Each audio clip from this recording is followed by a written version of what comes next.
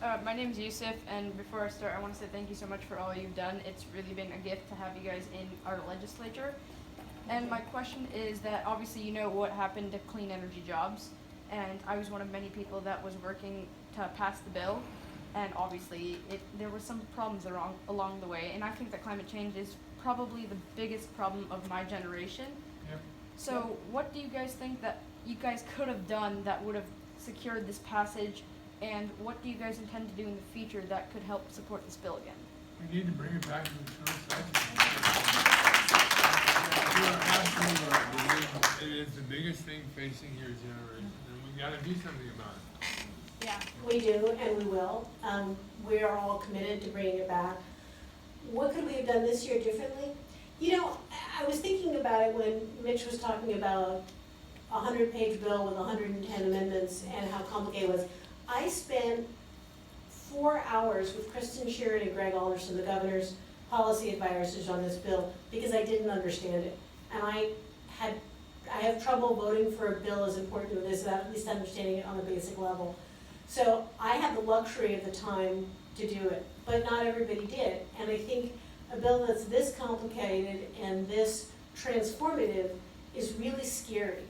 And there are a lot of other bills that have taken us a decade. Passing in-state tuition for undocumented students, right, took us 10 years.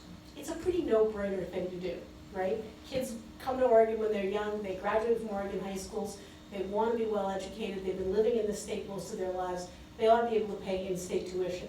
It's not very expensive, took 10 years to get through. This is a bill that is very complicated, critically important, and has the potential of really transforming the way people live their lives. And the reality is most people are very afraid of major change, right? That's also a very human trait. We are evolutionarily programmed to be afraid of change. So when you have a state like Oregon's that is so dependent on a natural resource economy, or has historically been that, and you're passing legislation that the myth says will destroy that, and when, as Mitch said, the economic modeling is voodoo. It really is voodoo economics, honestly. I think we have to be more transparent. We have to do a better job of creating documents that lay things out in a more comprehensible way. I think we have to do a better job of, they went around the state and did some hearings around the state, the Joint Carbon Committee, but they didn't do as many as the Student Success Committee had done. I think they need to do more of those, and out in the rural economies, I think they need to get some thought leaders in the rural communities who will support the bill to be their spokespeople, because as Mitch said, the rural-urban divide is real. May not be as bad as people claim it is, but it's real. And when you have a Portland person saying to people in Coos County, this is what's best for you, that's hard for them to hear, right?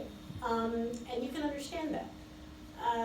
So I think we need to do a much better job of reaching out to people around the state and getting champions from every county in the state and having them be our spokespeople.